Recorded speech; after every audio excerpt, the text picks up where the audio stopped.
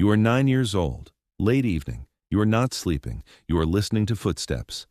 Slow footsteps mean one thing. Fast ones mean another. Silence means, be careful.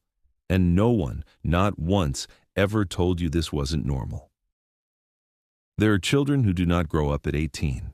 They grow up at 7, at 9, at 12.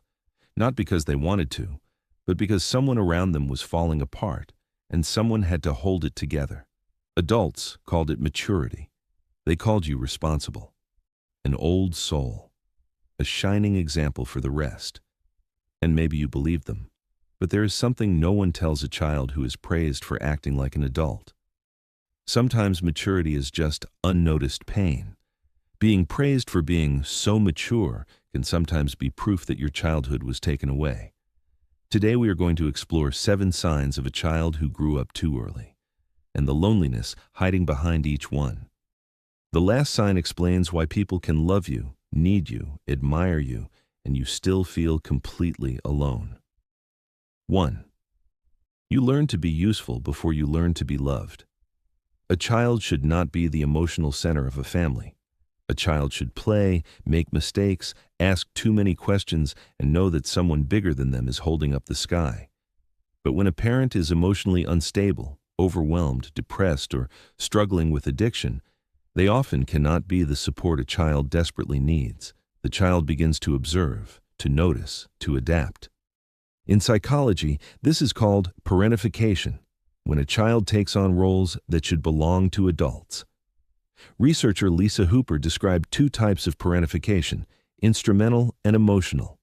Hooper's meta-analysis found that pathological parentification is significantly associated with a higher risk of adult psychopathology, anxiety disorders, relationship difficulties, and chronic emotional dysregulation.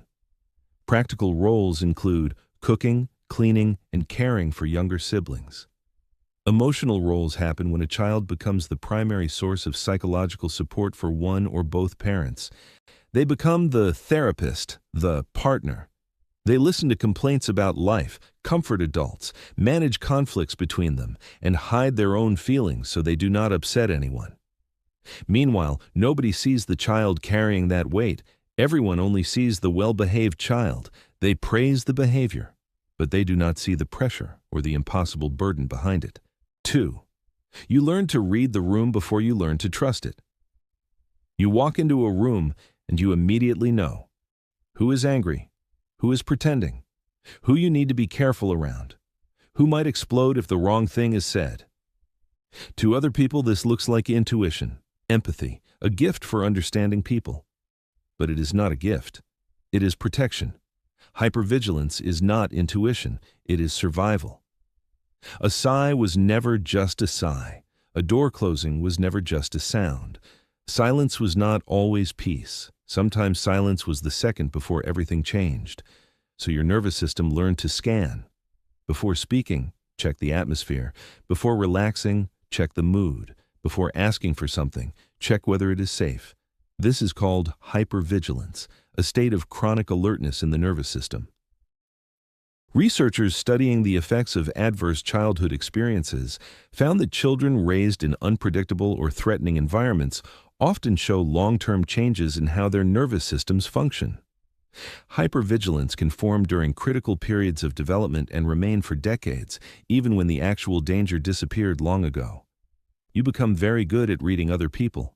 It can feel like a superpower and a curse at the same time. But almost nobody learns how to read you. And how does this begin to affect adult relationships? Let's keep going. 3. You became independent because needing people felt unsafe. There is a sentence people who grew up too early know far too well. I'm fine. I can handle it.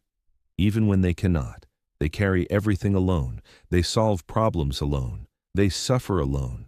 Not because they do not want support, but because support once felt unreliable. Maybe your requests for help were ignored. Maybe you were made to feel like a burden.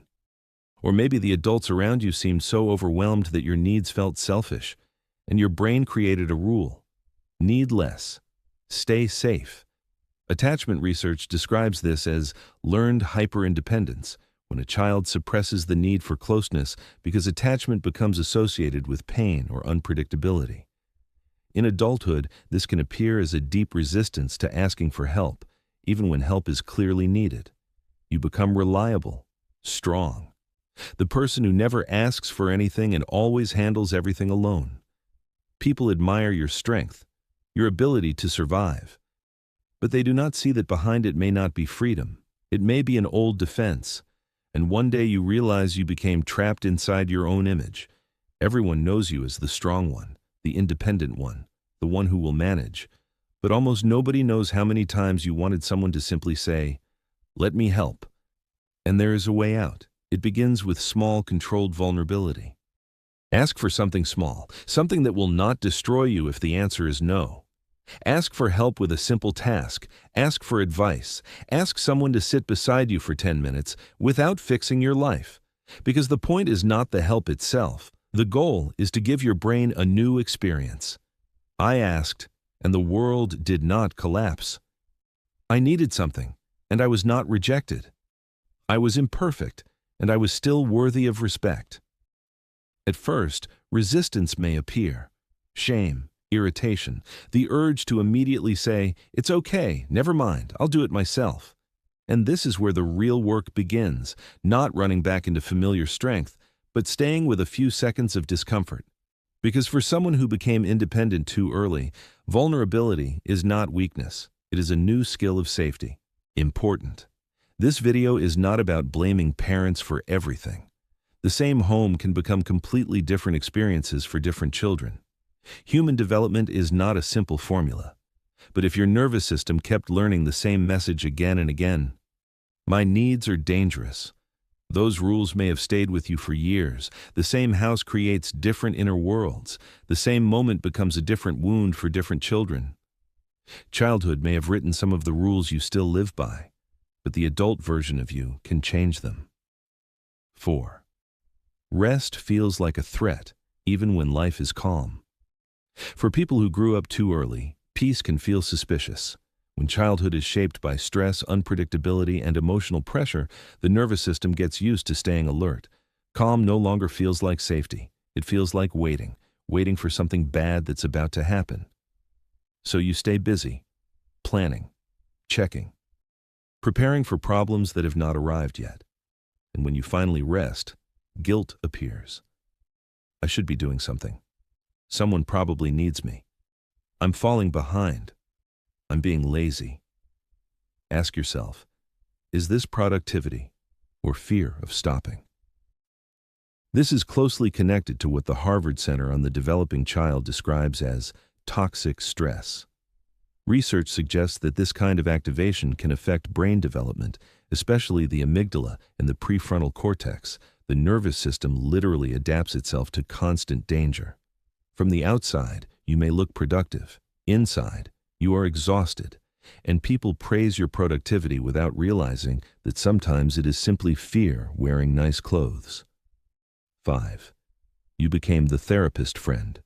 You are empathetic, wise, calm, emotionally aware. People tell you everything. They come to you when their relationships fall apart, when they are confused, when they need someone to explain their own feelings back to them. And you know how to do it. But after they feel lighter, their weight stays with you.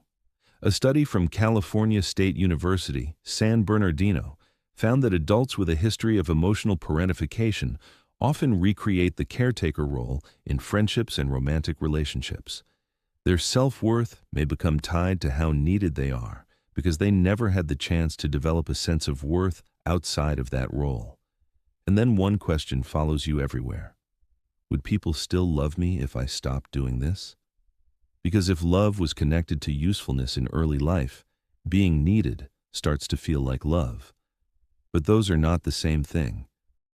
6. You edit yourself to stay lovable. Children who grow up too early become experts at self-editing. They know when to speak, when to stay quiet, when to smile, when to become easy to love. You do not say what you really feel because you do not want to be too much. You hide sadness so you do not become a burden. You shrink your needs again and again until one day you barely remember what they were. The National Child Traumatic Stress Network describes this as a characteristic pattern in children with a history of complex trauma, difficulty recognizing, expressing, and regulating their own emotions, while remaining remarkably skilled at reading the emotions of others because survival taught them to. People may love you, but often they love the edited version, the agreeable version, the strong version, the version that never disturbs anyone's comfort. And maybe one day you will ask yourself, what do I actually feel? Who am I? 7. You grew up, but you still live by the rules of the child who carried too much. On the outside, you are an adult. You function. You make decisions. You are the person others come to for advice. But sometimes something happens. Someone raises their voice. Someone goes silent. Someone does not reply fast enough. And inside you, there is a child who once again does not know if everything is okay. A child who starts scanning again, guessing, preparing, trying to stay safe.